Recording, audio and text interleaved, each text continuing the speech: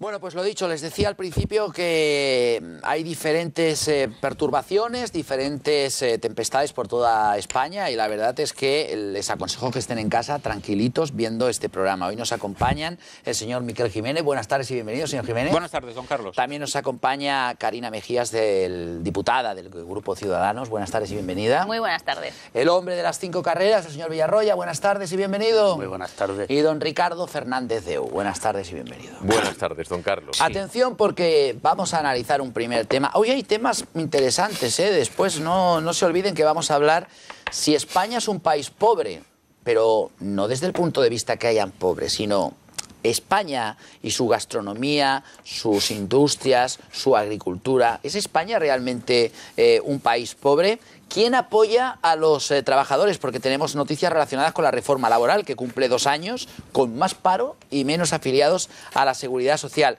Y también una noticia que nos llega de Suiza que limitará la entrada a los europeos a su mercado laboral.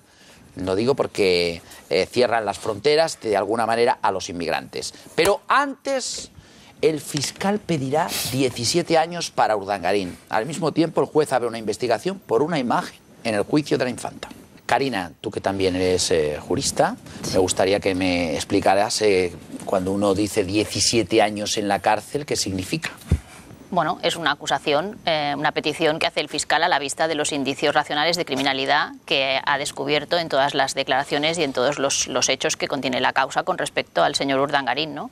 Y por lo tanto está claro que el señor Urdangarín se sentará en el banquillo. Lo que ahora tiene el juez es 2 meses para decidir si también sienta a la infanta en el banquillo y por lo tanto durante estos 2 meses no habrá pasado el ciclón para la monarquía, porque si realmente la infanta acaba sentada y se abre un juicio oral y por lo tanto se le acusa directamente como participante directa en estos hechos, pues evidentemente se va a seguir este tema va a seguir siendo objeto de comentario y de crítica, lo cual no le viene nada bien a la familia real, ¿no? A mí hay una cuestión que me ha llamado la atención de todo lo que se ha dicho este fin de semana, y es que en palabras del abogado de la infanta, el señor Roca, dice la infanta Cristina ha declarado su verdad, lo que no quiere decir que haya declarado la verdad, ¿no? Y es muy significativo que el abogado diga esto, teniendo en cuenta también que en la ley de enjuiciamiento criminal española permite a los declarantes no declarar contra sí mismos y no declararse culpables. Pero hoy leía, por ejemplo, un artículo muy interesante de uno de los profesores de Derecho Constitucional que decía que eso no significa necesariamente que tenga que mentir, porque en otros países del mundo se les obliga que cuando deciden declarar lo que tienen que hacer es decir la verdad, y aquí en este caso en España se le permite mentir. Por lo tanto, eso de ha declarado su verdad, pues es muy significativo por parte del abogado. Es que ¿no? la verdad, empíricamente, la verdad no existe. Cada cual tiene la suya. Tú miras este vaso y lo ves de una manera y yo lo observo y lo veo de Respecto otra. a lo que tú antes comentabas, el juez Castro le exhibió a la infanta Cristina 432 documentos, de los cuales había algunos en los que estaba estampada su firma. Sobre eso, a ella no le debe caber ninguna duda de que era partícipe al 50% de una sociedad, de que había aprobado durante 9 años las cuentas de esa sociedad, de que había cargado gastos personales muy curiosos y muy significativos a esa sociedad. Por lo tanto, sobre eso no puede decir su verdad, tiene que decir la verdad, porque no puede eludirla, ¿no? Vamos a ver, Por lo tanto, ella, yo creo si que me permites la observación, Karina, o sea, ella si identifica su firma al pie de un documento, debe reconocer su firma y decir efectivamente esta es mi firma y mi rúbrica, lo cual no significa necesariamente que conozca la repercusión de esa firma ni siquiera en el momento en el que se produjo, porque pudieron haberle invitado a que firmase sin darle más explicaciones y ella no dedicarle a eso mayor atención, que debería habérsela dedicado. Exactamente. Seguramente, o sea, la infanta Cristina no es alguien que no tenga conocimiento suficiente como para saber no es que un como problema de conocimiento. socia al 50% de una sociedad a la que van a parar los cargos de sus cuentas habituales, de sus gastos habituales, pues ella es responsable de eso. Ella sabe perfectamente lo que estaba haciendo. Y si firma sí. conforme Estáis esas poniendo muy cuentas nervioso, están señor ordenadas... Villarroya. Vamos a ver qué comentamos. A ver, señor Villarroya, ¿qué significa esto? Bueno, significa que en Suiza han decidido poner una traba a la contratación. Ellos tenían un acuerdo con la Unión Europea y, por lo tanto, Suiza, sin ser un país de la Comunidad Europea o del espacio Schengen, a la práctica lo era porque usted podía ir a trabajar a Suiza si era español y no le ponían ninguna pega. ¿Con esto qué pasa? Que la gente que por ahora, durante un tiempo, se limita la entrada. ¿Qué quiere decir? ¿Que no puede ir nadie a trabajar a Suiza? No, eso no lo están diciendo. Lo que dicen es que antes usted podía ir libremente a Suiza a buscar trabajo. Ahora no, ahora usted podrá ir a Suiza a trabajar si le hacen un contrato en origen. Eso es otra cosa. Lo que me interesa de la Unión Europea lo acepto y lo aplico. Ellos no son miembros de la Unión Europea. Y lo que no me interesa, pues no lo ellos aplico, no son miembros de la Unión con Europea. Mi condición de no soy miembro de la Unión Europea me permite hacer lo que me dé la gana. Oiga. Es decir, a mí me gustaría saber si van a poner también limitación a la libre circulación de capitales, por ejemplo, y va a dejar de meterse ahí todo el dinero sucio y turbio que eso deviene saben de lo todo que podrían hacer en lugar de dar todo el meeting, los que gobernáis o esperáis gobernar, cuando gobernéis eliminar los paraísos fiscales y se acabará la tontería. Porque ya está bien del discursito, porque si hay paraísos fiscales, es porque los países...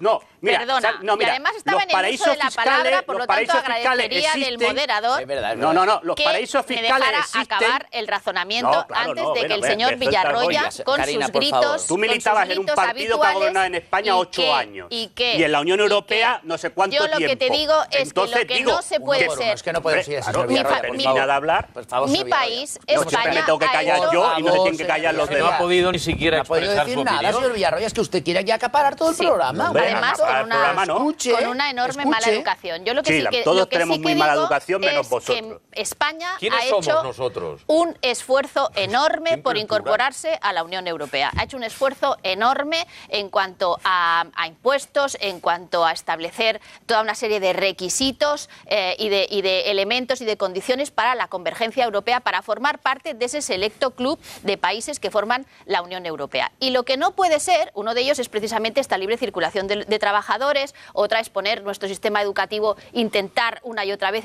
poner nuestro sistema educativo al nivel del resto de países europeos, otra es establecer una serie de medidas económicas que limitan pues nuestra capacidad de inversión, en fin, no sé, toda una serie de condicionantes y de esfuerzos para entrar en ese selecto club que es la Unión Europea. Y resulta que hay determinados países que dicen, lo que a mí me interesa lo aplico y lo que no me interesa no lo aplico y lo limito, porque aquí de lo que se está hablando es de limitar la llegada y la posibilidad de trabajar de europeos que viven en el entorno de Suiza, ¿no? Y por lo tanto es una medida proteccionista y absolutamente egoísta, contraria a lo que son los principios de la Unión Europea. Hay algunas personas en España que la están pidiendo también, están pidiendo que lo que se está pidiendo en España es que la capacidad de acogida nuestra es limitada y que por lo tanto no se abran las puertas de par en par, en el sentido de decir aquí que venga todo el mundo de todas partes sin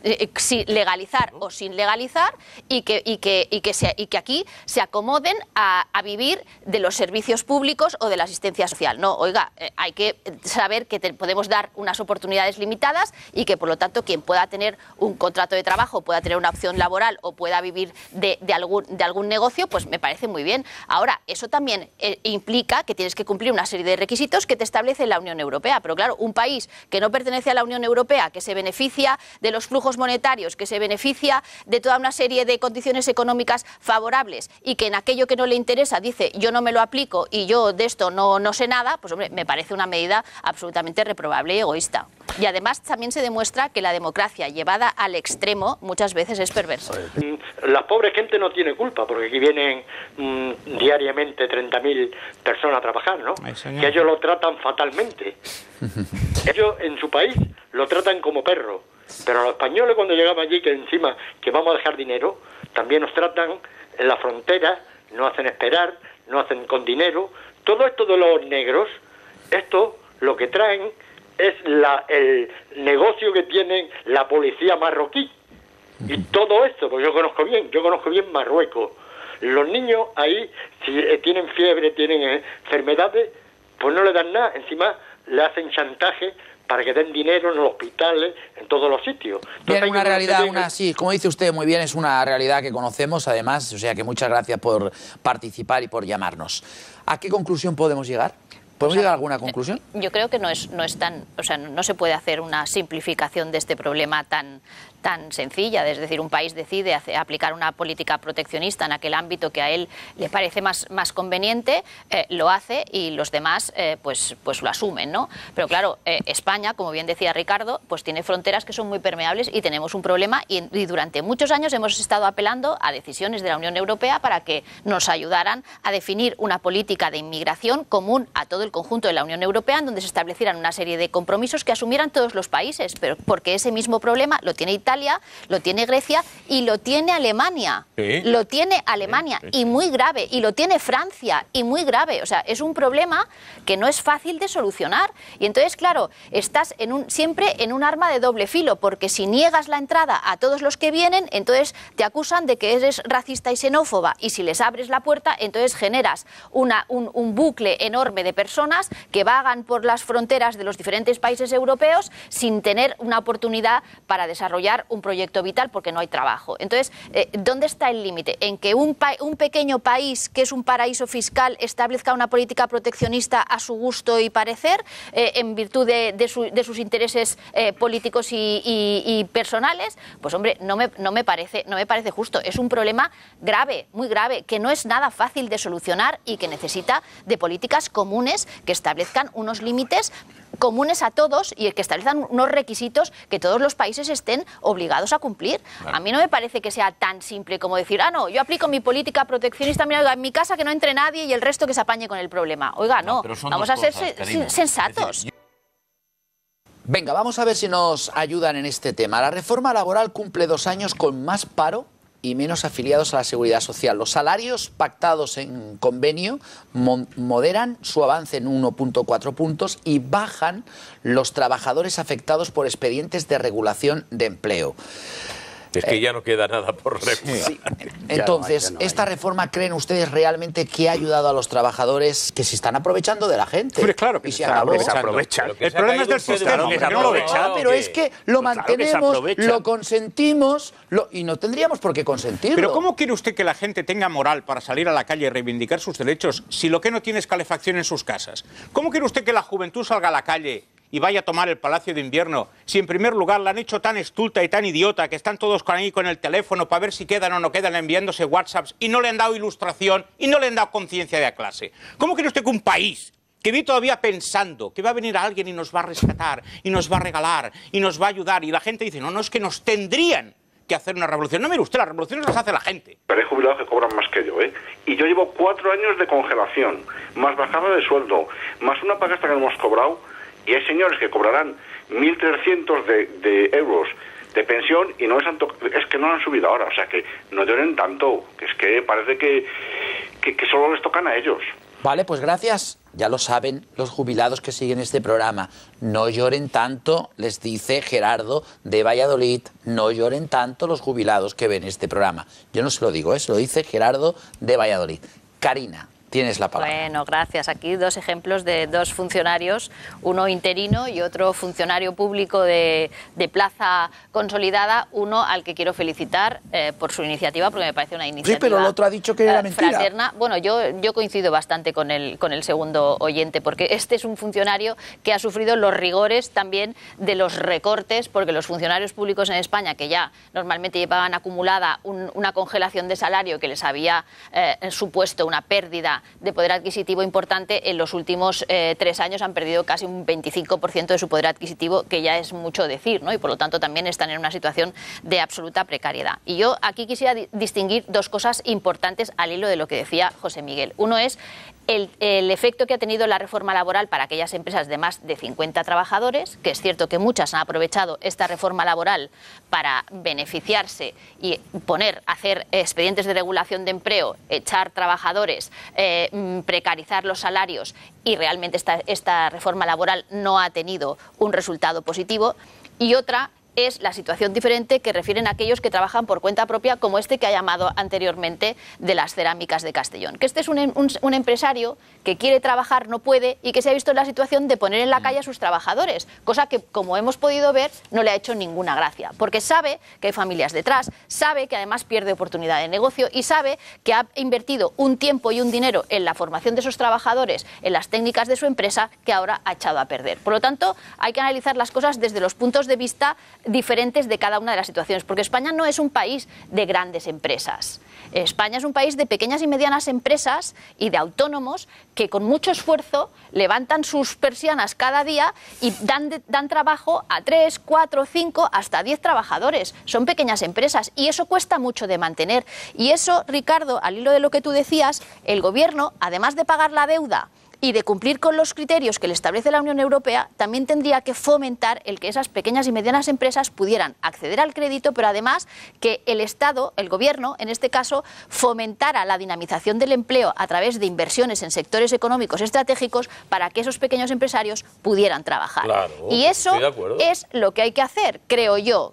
Y evidentemente, para eso, esta reforma laboral no ha servido para nada. Para eso no ha servido para nada. La responsabilidad sigue estando en aquellos que tienen que dinamizar a través de la inversión determinados sectores económicos que tienen que ser estratégicos y a largo plazo. Es decir, no podemos establecer, oye, mira, vamos a dinamizar este sector en un periodo muy corto de tiempo y de esta manera conseguimos colocar a mucha gente, pero que en realidad dentro de X tiempo estará en la calle otra vez, que eso es lo que es el trabajo temporal. Ni tampoco podemos engañar a la gente con las EPAs en las que se incorpora al mercado de trabajo en Navidad, por la campaña de Navidad, un montón de personas al sector del comercio y en el verano un montón de personas al sector del turismo, y hacer balances posteriores y decir, mira, tenemos muchos más incorporados a la seguridad social y muchos más trabajando. Oiga, no nos engañen, que tontos no somos, ya sabemos de lo que hay. Por lo tanto, donde hay que incidir es en aquellas inversiones que dinamicen la pequeña y mediana empresa, que como este señor